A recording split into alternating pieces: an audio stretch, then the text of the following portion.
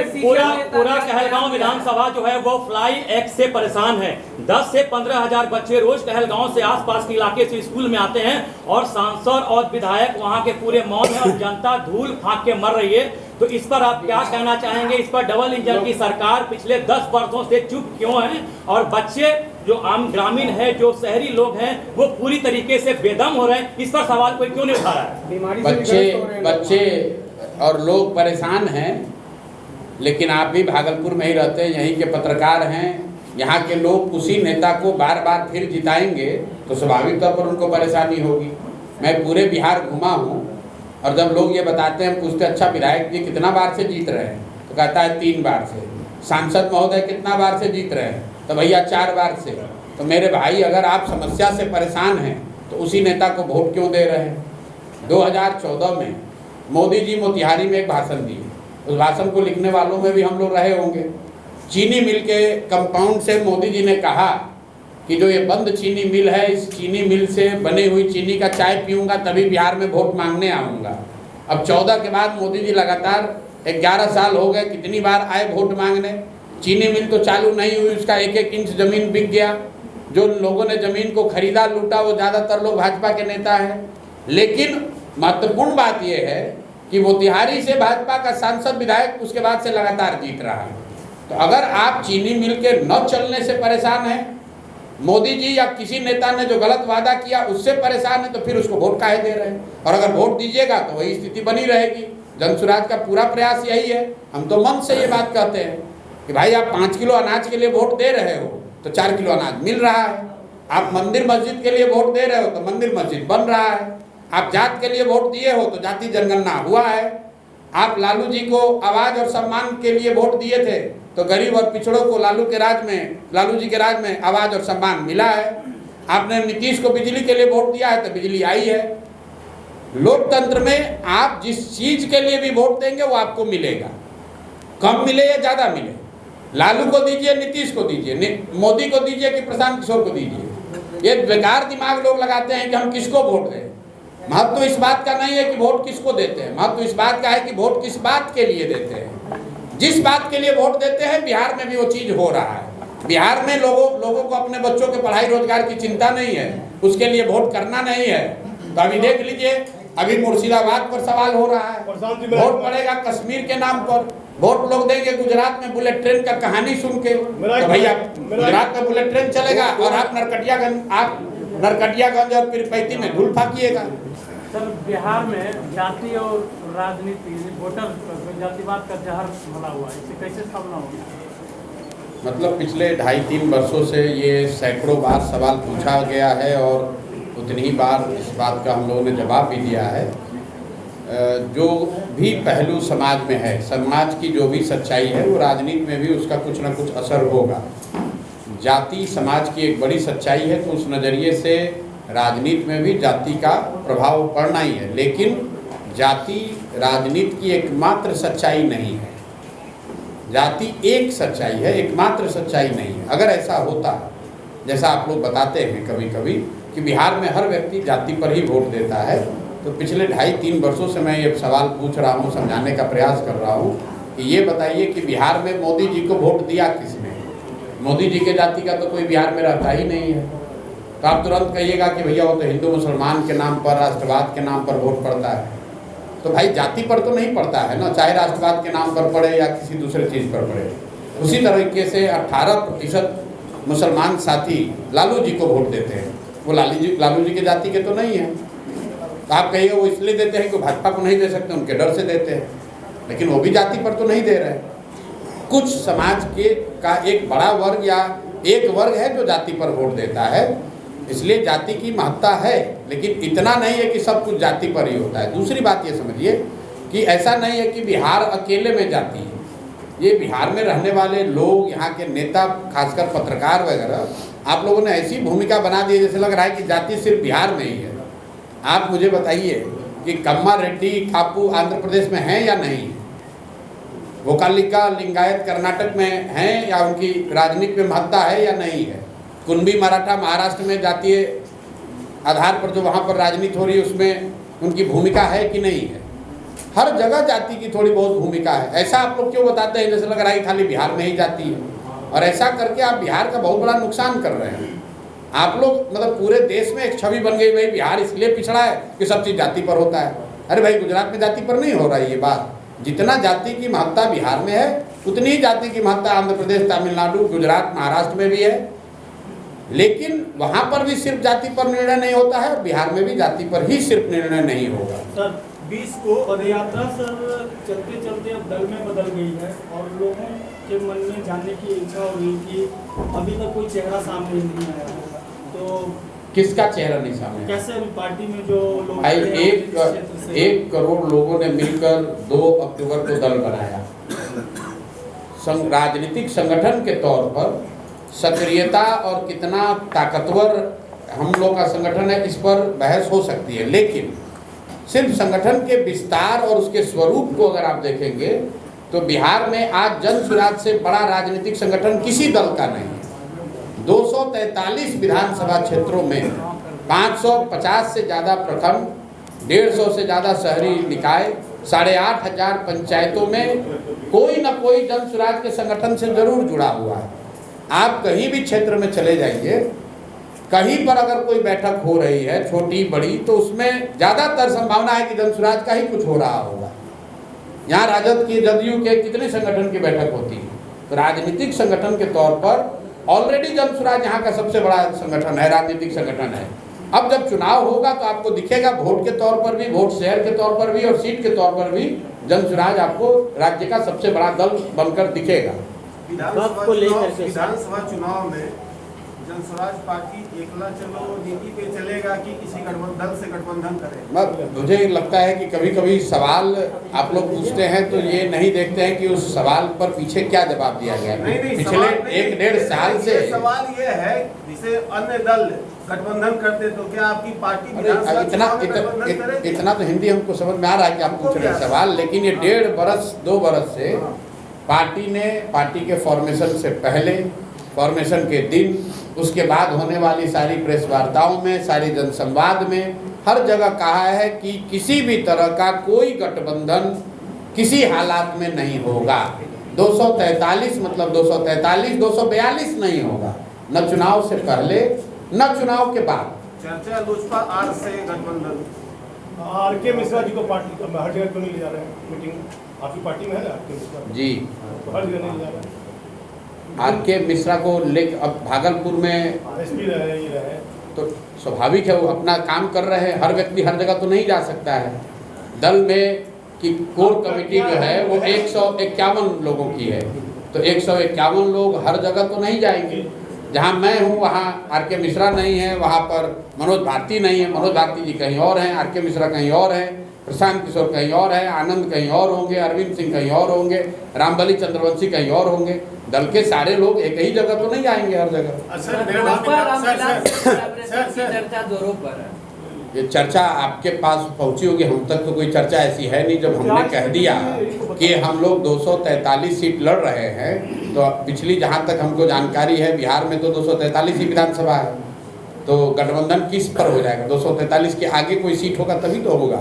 243 तो जनसुराज लड़ रहा है। चुनाव में सर कितना मजबूत देख रहे हैं आप अपने आप को? पूर्व के जो चुनाव हुए उसमें पार्टी का परफॉर्मेंस और अभी पार्टी का परफॉर्मेंस, इसको लेकर आप क्या समझ रहे हैं? देखिए, पूर्व जो उपचुनाव हुए कई लोगों ने कहा कि इनकी मुट्ठी खुल गई, तो निश्चित तौर पर मैं उनमें से नहीं हूं जो ज़बरदस्ती का बात करता है। उपचुनाव के जो नतीजे आए वो निश्चित तौर पर हमारी अपेक्षा के अनुरूप नहीं आए, लेकिन जब वो मुट्ठी खुली, जिसको लोग कहते हैं मुट्ठी खुल गई, तो मुट्ठी में क्या दिखा कि 11 दिन पुराना दल 10% वोट लेकर बिहार में आया।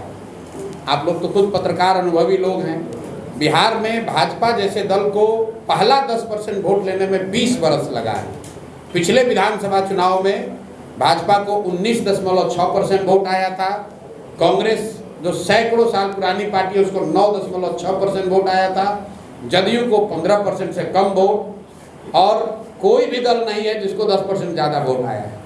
जन सुराज 2 अक्टूबर को बना, 31 अक्टूबर को हम लोग को एक टेम्पररी सिंबल मिला, और ठीक 11 दिन के बाद जब चुनाव हुआ तो उसमें 10% वोट मिला है जनसुराज को। सिंबल की इतनी महत्ता है कि जो लोग आपको वोट देना भी चाहते हैं, अगर उनको सिंबल पता ही नहीं चलेगा तो वोट देंगे कैसे? और ये मेरा आकलन नहीं है। उसी उपचुनाव के बाद एक और उपचुनाव हुआ दिसंबर में, जिसमें सिंबल पर नहीं प्रत्याशी के नाम पर वोट हुआ एमएलसी का। उसमें जनसुराज को 22% वोट आया है, राजद तीसरे नंबर पर रही है और एनडीए का उम्मीदवार चौथे नंबर पर रहा है। तो अगर सिंबल के लिए हम लोग को थोड़ा और समय मिलता तो निश्चित तौर पर उपचुनाव में और बेहतर प्रदर्शन होता। लेकिन जो कुछ भी बात है वो जिम्मेवारी हमारी है। मैंने उसी दिन जब रिजल्ट आया तो कहा, मैंने 2 साल 2.5 साल पदयात्रा करके दल बनाया और पदयात्रा के दौरान हम लोगों ने दल या दल के संगठन या उसको वोट मांगने की जो प्रक्रिया है उससे नहीं जोड़कर समाज को बताना, समझाना, सिखाने पर ही फोकस रखा है। अब 2 अक्टूबर के बाद से मेरी पूरी ताकत समझ ये रही है कि दल का संगठन बनाया जाए। दल का संगठन मैं समझता हूँ कि जून तक आते आते हर पंचायत में आपको फंक्शनल संगठन दिखेगा, जो किसी भी बिहार के किसी राजनीतिक दल के पास नहीं है। तीसरा चरण है चुनाव लड़ने का। कुछ लोगों को लग रहा है कि अब तो कल ही चुनाव है, अब क्या होगा? अभी भाई 6 महीना बाकी है। और जो भी आप मेरे विषय में थोड़ा बहुत जानते हैं कि ये चुनाव लड़वाते हैं, चुनाव का कैंपेन स्ट्रेटजी करते हैं, तो उसका समय तो अब आ रहा है। आपके यादाश्त के लिए बता दूं कि 2015 में इसी बिहार में जब मैंने कैंपेन किया था तो मेरा कैंपेन 2 जून 2015 को शुरू हुआ था श्री कृष्ण मेमोरियल हॉल से हर घर दस्तक की अनाउंसमेंट के साथ। तो 2 जून अभी आया नहीं है। 4 महीना कैंपेन के लिए बहुत लंबा समय होता है। तो हम लोग पहला प्रयास रहा 2-2.5 साल की पहले बिहार के समाज को जगाया जाए, बताया जाए कि जनसुराज की सोच परिकल्पना क्या है, लोगों को इकट्ठा करके दल बनाया जाए। जब दल बन गया तो उसको एक संगठनात्मक स्वरूप दिया जा रहा है और जब अब दल का संगठनात्मक स्वरूप जून तक पूरा हो जाएगा तो आपको जून से बड़े पैमाने पर कैंपेन जो चुनाव के नज़रिए से किया जाएगा वो भी दिखेगा और निश्चित तौर पर उसका असर आपको चुनाव के रिजल्ट में भी दिखेगा। एजेंडा तो आप भी नीतीश कुमार और लालू के खिलाफ ही चला रहे हैं। एजेंडा हम बिहार को बदलने का चला रहे हैं, किसी एक व्यक्ति के खिलाफ नहीं चला रहे, ना किसी दल के खिलाफ चला रहे हैं। उस सोच के खिलाफ चला रहे हैं जो ये कहता है कि बिहार बदल नहीं सकता है। उस सोच के खिलाफ चला रहे हैं जहां लोग कहते हैं कि लालू के डर से भाजपा को वोट दे और भाजपा के डर से लालू को वोट दे। उस सोच के खिलाफ चला रहे हैं जहां लोग कहते हैं कि बिहार में इतना जाति है, इतना भ्रष्टाचार है, यहाँ पर इतना बाहुबल है कि कोई यहाँ खड़ा ही नहीं हो सकता है। जनसुराज का एजेंडा उस सोच के खिलाफ है कि बिहार को बदला नहीं जा सकता है, क्योंकि हम लोग ऐसा सोचते हैं कि नहीं, बिहार को बदला जा सकता है और बदलने की जिम्मेवारी चाहे आप उठाएं या हम उठाएं, प्रयास आज हो या 10 बरस के बाद हो, करना तो किसी न किसी बिहार के व्यक्ति को ही पड़ेगा। और हम लोग ऐसा समझते हैं कि हमारी जिम्मेवारी है, इस मिट्टी का कर्ज है। अगर भगवान ने हम लोग को बुद्धि शक्ति दी है तो हम लोग को निश्चित तौर पर इसके लिए प्रयास करना चाहिए, इसीलिए प्रयास कर रहे हैं। वक्फ बोर्ड जो अभी जो सेशन पास हुआ है इसके बारे में आप क्या कहना चाहेंगे? भाई वक्फ बोर्ड के कानून के मेरिट को अगर हटा दिया जाए वो अच्छा है, खराब है उसको छोड़ दीजिए। हमारा या जनसुराज का वक्फ बोर्ड को लेकर विरोध इस बात को लेकर है कि जब देश बना, कुछ जो बेसिक मूल्यों के साथ देश बना, उसका संविधान बना, उनमें अगर कोई आप आमूलचूल परिवर्तन करते हैं तो जो लोग भी ये परिवर्तन कर रहे हैं उनकी ये जवाबदेही है, नैतिक और राजनीतिक जवाबदेही है कि जो समाज का वर्ग उससे प्रभावित हो रहा है उसको विश्वास में लेकर वो कानून बनाया जाए। वक्फ का कानून जो बना है, मुझे नहीं लगता है कि भाजपा वाले उस वक्फ में ट्रांसपेरेंसी लाने के लिए या उस कोई फंक्शनिंग को बेहतर करने के लिए लेकर आए हैं। विशुद्ध तौर पर हिंदू मुस्लिम की राजनीति करने का इनका एजेंडा है। इसका प्रमाण ये है कि आप देखिए, पीछे एक कानून आया था CA NRC का, और भाजपा के समर्थकों को ये बताया गया कि CA NRC कानून इसलिए देश में जरूरी है क्योंकि यहाँ से मुस्लिम शरणार्थियों को, मुस्लिम आतंकवादियों को हटाना है। कुछ लोगों ने ये भी कहा कि हिंदू खतरे में है, अफगानिस्तान में, पाकिस्तान में, बांग्लादेश में, उनको लाकर देश में नागरिकता देनी है, इसलिए CA NRC का कानून लाया गया है।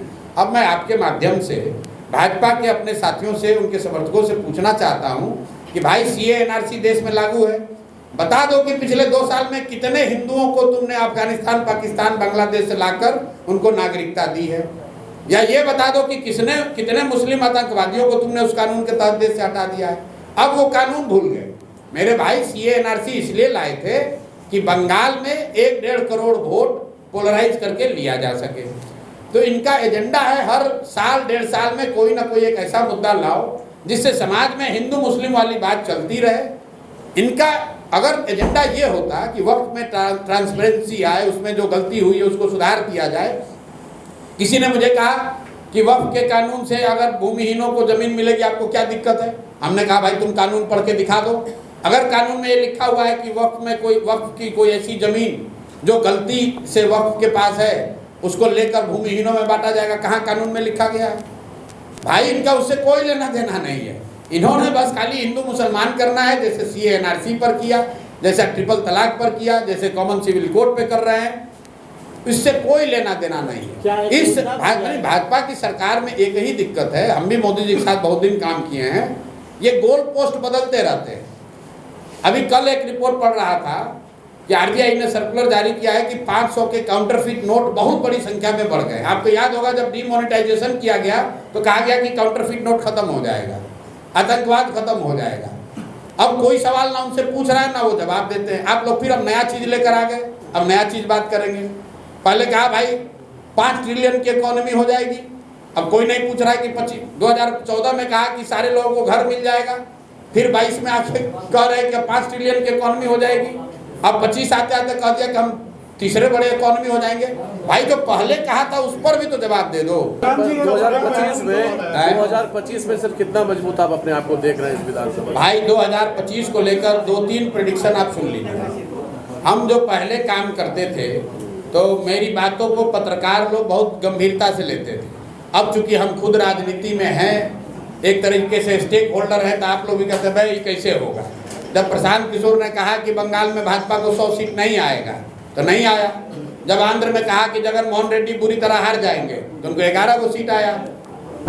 बिहार में मैं जो अभी कहूँगा आप कहेगा आप तो जनसुराज के नेता इसलिए कह रहे हैं, लेकिन जो मेरी अपनी प्रोफेशनल समझ है, नवंबर में बिहार में नया चीफ मिनिस्टर बन जाएगा। नीतीश कुमार अब बिहार में चीफ मिनिस्टर नहीं बन पाएंगे किसी भी हालत में। इसकी गारंटी आप दे रहे हैं? गारंटी क्या होता है, लिख के दे देते हैं। दूसरी बात बिहार में 60% से ज्यादा आबादी बदलाव चाहती है। वो चाहे राजद का सपोर्टर हो, किसी जाति का हो, किसी धर्म का हो, भाजपा का सपोर्टर है, नीतीश का सपोर्टर है, 60% से ज्यादा लोग आंकड़े बता रहे हैं वो बदलाव चाहते हैं। वो लालू नीतीश के इस राज से थक गए। इसका मतलब ये नहीं है कि 60% लोग जनसुराज को चाहते हैं, उस पर विवाद हो सकता है, उस पर अभी जनता को निर्णय लेना है, लेकिन 60% से ज्यादा लोग बिहार में बदलाव चाहते हैं। अब आप कहिएगा कब निर्णय लेंगे, तो डेटा और साइंस ये बताता है कि 25% वोटर, याद रखिए इस बात को, करीब 25% वोटर चुनाव के 3 दिन पहले 72 घंटे में निर्णय लेता है। तो आपके हमारे लिए जरूरी ये है जानना कि बिहार में बहुतायत संख्या में 60% से ज्यादा लोग बदलाव चाहते हैं। अब बदलाव के वाहक के तौर पर जिस पर भी उनका विश्वास बनेगा, जो भी सबसे ईमानदार और सशक्त विकल्प जनता को दिखेगा वो जीत कर आएगा। एजेंडे में सबसे मजबूत आधार क्या है जो जनता आपको चुनेगी सर? भाई हमारे एजेंडे में सबसे मजबूत आधार ये है कि बिहार में जाति, धर्म, नाली, गली, 5 किलो अनाज से ऊपर उठकर शिक्षा और रोजगार की राजनीति होनी चाहिए। बिहार की जो सबसे बड़ी समस्या पलायन है उसकी बात होनी चाहिए।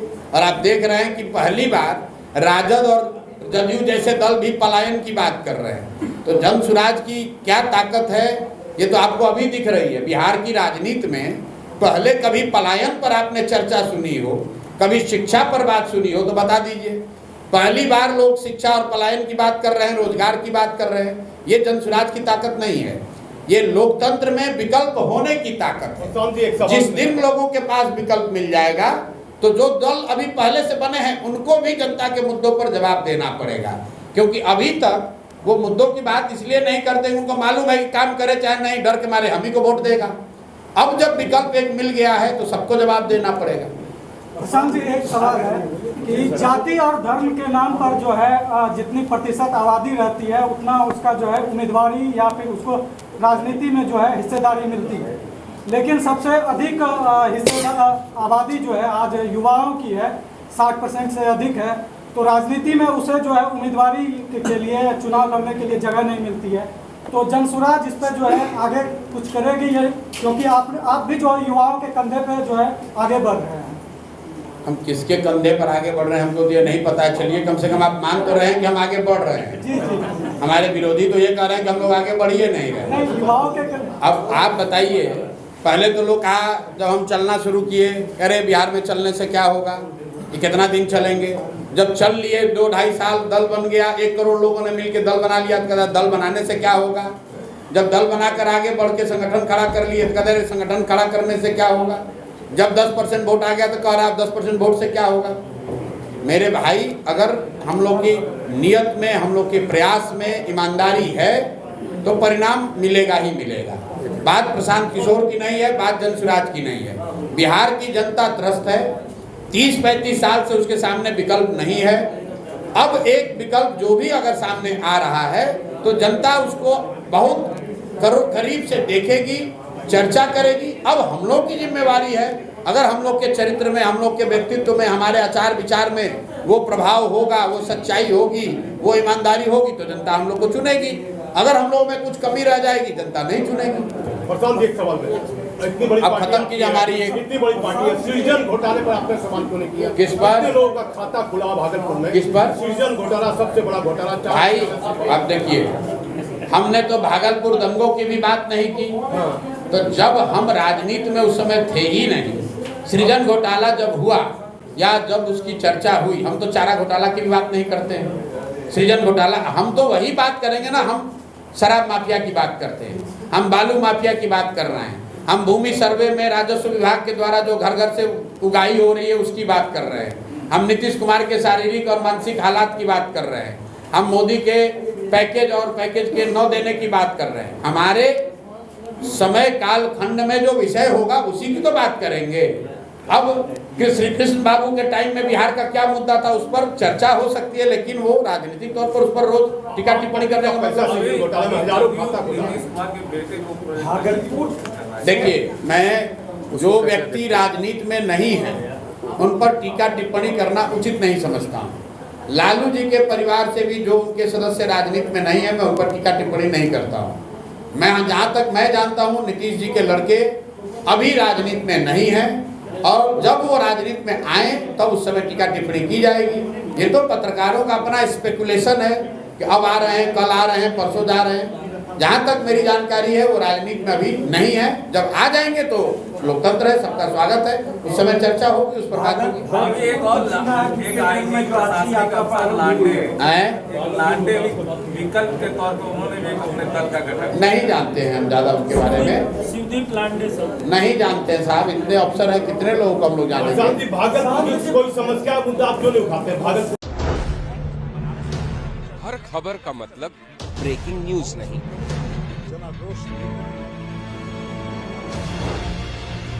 हर बहस का मतलब हंगामा नहीं, हर लाइव का मतलब तमाशा नहीं। खबर का मतलब है एक भरोसा,